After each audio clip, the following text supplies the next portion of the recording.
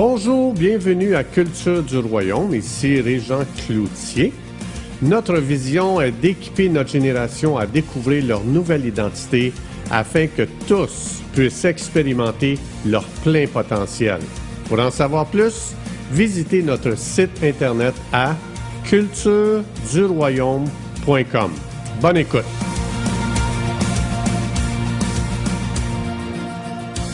Bonjour, aujourd'hui je veux continuer sur la nouvelle identité. Il y a tellement de choses à découvrir dans cette nouvelle identité. Aujourd'hui, c'est ce que je veux faire. Et aujourd'hui, je veux parler pourquoi notre nouvelle nature ou notre nouvelle identité est si glorieuse. Bien, à cause de son origine. Je vais vous lire ça dans 1 Pierre 1,23, donc je vais aller dans deux versions différentes. Ça dit ceci. Vous êtes nés de nouveau, non par une semence corruptible. Le mot grec ici, c'est sperma. Donc, vous êtes nés de nouveau, non par une semence corruptible, sperma, mais par une semence incorruptible, par la parole de Dieu qui vit et demeure éternellement. Je vais vous lire aussi une autre version dans The Message, c'est en anglais. Ça dit, votre nouvelle vie n'est pas comme votre ancienne vie. Votre ancienne naissance est venue de sperme mortel. Votre nouvelle naissance vient de la parole vivante de Dieu. Pensez-y, une vie conçue par Dieu lui-même. Ça, c'était dans The Message. Il y a une chose qui est très importante plutôt. Dans Genèse 1,11, ça dit que chaque semence va produire son espèce.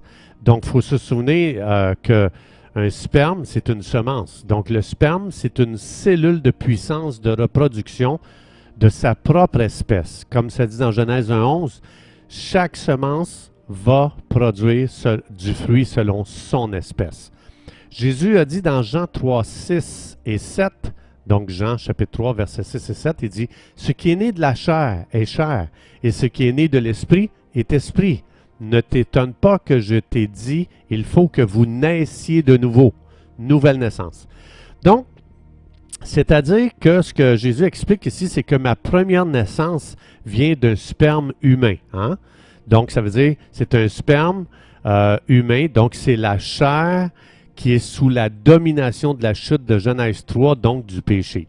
Mais ma deuxième naissance, quand Jésus dit qu'il faut naître de nouveau, comme on a vu dans 1 Pierre 1,23, vous êtes nés de nouveau, non par une semence corruptible, non par le sperme corruptible, mais par la semence de la parole de Dieu. Ma deuxième naissance, donc qu'on appelle la nouvelle naissance, vient d'un sperme spirituel, donc de l'esprit qui lui est sous la domination du ciel, donc libre de Genèse chapitre 3, de la chute d'Adam et du péché. Le premier sperme a sa propre héritage génétique. Hein. Vous savez qu'on a hérité des gènes de nos parents, nos grands-parents, etc. Donc, ça veut dire que le patrimoine génétique se transmet génétiquement de génération en génération à travers le sperme, la semence, parce que c'est une semence. Donc, mais le deuxième sperme aussi, le sperme spirituel, lui aussi, c'est une semence qui est la semence de Dieu. Elle aussi, elle a son héritage génétique. Ce que ça veut dire que si tu es né nouveau, tu as reçu des nouveaux gènes dans l'esprit. Donc, j'ai reçu un nouveau patrimoine génétique qui n'a jamais été touché par la chute d'Adam, donc dans Genèse chapitre 3. Donc, il n'a jamais été touché par le péché. Je reviens dans Genèse 1, chapitre 1, verset 11, ça dit « Chaque semence va produire des fruits selon leur espèce. » Alors, quel fruit la semence spirituelle ou le sperma de Dieu vient produire? C'est quoi que ça va produire selon son espèce? Bien, il faut savoir que cette semence-là, j'ai expliqué les 3 ciels. Vous pourrez aller écouter les capsules. Ça veut dire que cette semence de Dieu vient du 3e ciel, c'est-à-dire bien au-dessus du 2e ciel, lorsque Satan a son quartier général, et bien au-dessus du 1er ciel. Parce que le 2e ciel, Satan exerce son activité sur le 1er ciel. Mais moi, je suis né de nouveau d'une semence qui vient du 3e ciel. Ça veut dire que cette semence-là, c'est une semence spirituelle qui a autorité sur le deuxième ciel et sur le premier ciel. C'est ce qui permet à ma nouvelle nature de prendre autorité sur tout ce qui est fait au deuxième ciel ou par le deuxième ciel, ou autrement dit par le monde des ténèbres. Donc, sur toute l'activité du monde des ténèbres. C'est pour ça que Jésus dit, je vous donne autorité, vous pouvez lier toute activité de Satan, vous pouvez délier le troisième ciel pour qu'il se manifeste sur la terre. C'est pour ça que Jésus nous a dit, guérissez les malades, à cause de cette semence qu'on a reçue de Dieu. Parce que chaque semence produit selon son espèce. La semence de Dieu guérit. C'est pour ça que Jésus dit, toi maintenant, va guérir les malades. Toi maintenant, va chasser les démons. Parce que ce sont les fruits de cette nouvelle nature, de cette semence qu'on a reçue à la nouvelle naissance. Donc, la semence de la nouvelle nature, c'est une semence de vainqueur, de conquérant. Il n'y a aucune défaite dans la semence que Dieu a déposée en nous. Parce que ça le dit, chaque semence va produire des fruits selon son espèce. Donc, ça veut dire la dépression n'est pas dans la deuxième semence, celle qui est spirituelle. Elle est dans la première semence, celle de la chute d'Adam. Mon père et ma mère m'ont donné des gènes déchus. Dieu me donne des gènes de vainqueur, des gènes de la vie de résurrection. C'est pour ça que la dépression, c'est dans la première semence. Elle n'est pas dans la deuxième semence. La défaite, elle est dans la première semence. Elle n'est pas dans la deuxième. Donc, quand on parle de nouvelle identité, elle est relâchée à travers la deuxième semence qu'on a reçue, donc celle de Dieu. Alors, si je n'ai pas de révélation de cette nouvelle identité, c'est certain que je vais commencer à travailler très fort pour améliorer la première semence, c'est-à-dire mon ancienne identité, ma première identité. Et là, je vais tellement travailler fort pour chercher à l'améliorer que je vais me décourager. Parce que Dieu lui-même n'a jamais entrepris ce projet d'améliorer la première semence. Pourquoi? Elle est contaminée à la base.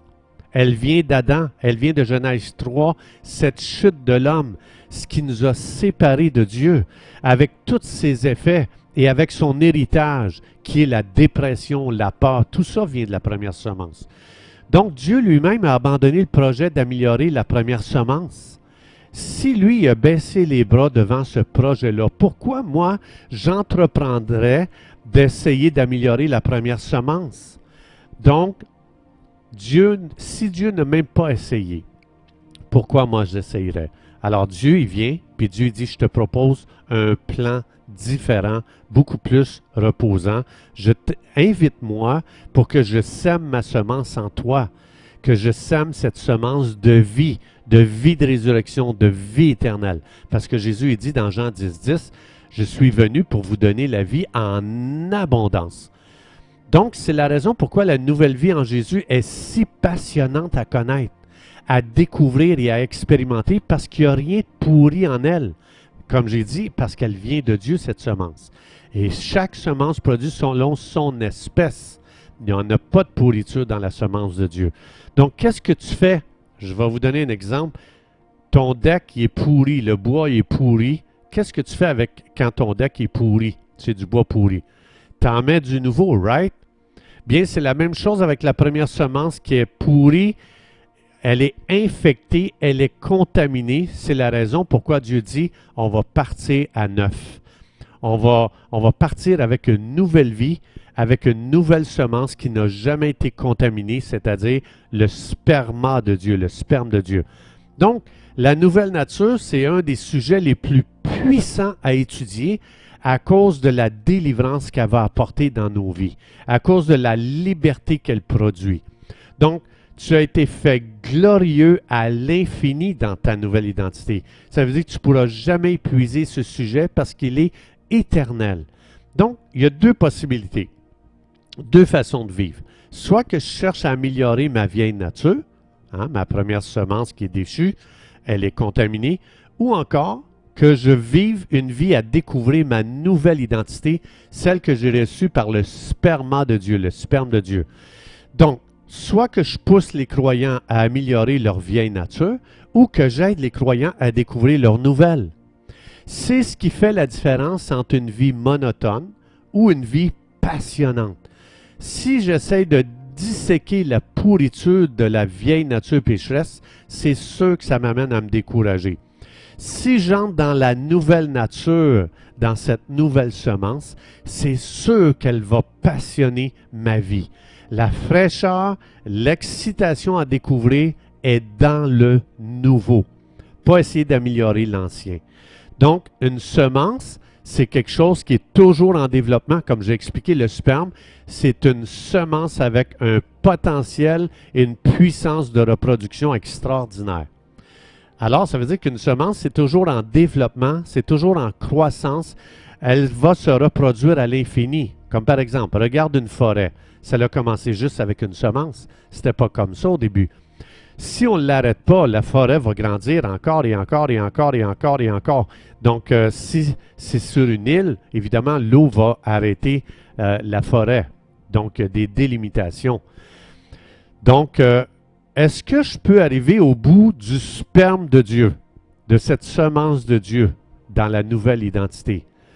Non, c'est impossible. Ce n'est pas Dieu qui met des limites, c'est ma théologie à moi qui met des limites. Donc, la semence de Dieu est infiniment supérieure à la semence de mon Père terrestre. Mais quand je vois ce que la semence terrestre peut produire, hein, elle produit des artistes. Moi, je suis impressionné de voir ce que les artistes peuvent accomplir. Moi, je suis musicien et je suis impressionné de voir comment on peut pousser, développer, explorer à l'infini juste la musique. Je suis impressionné de voir la créativité qu'il y a dans la première semence.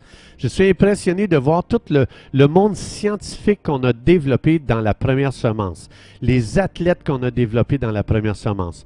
Tout ça, c'est fascinant.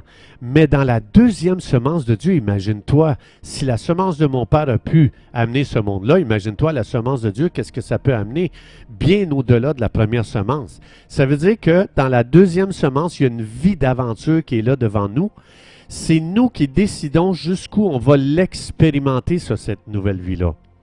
Jésus lui a dit dans Jean 14, 12, il dit « Écoute, je veux juste te dire, moi, j'en mets pas de limite là, à cette nouvelle nature-là. » Jésus dit « Dans cette nouvelle nature, tu vas faire les œuvres que moi j'ai faites. » Et même, il dit « Dans cette nouvelle nature, tu vas faire même des œuvres plus grandes que moi j'ai faites. » Et c'est fou ce que Jésus a fait là. Ce que Jésus a fait a transformé notre monde. Ça fait 2000 ans qu'on parle de lui. Et les 4000 ans qui l'ont précédé, on parlait juste de lui qui viendrait. Donc, les prophéties ont parlé de lui.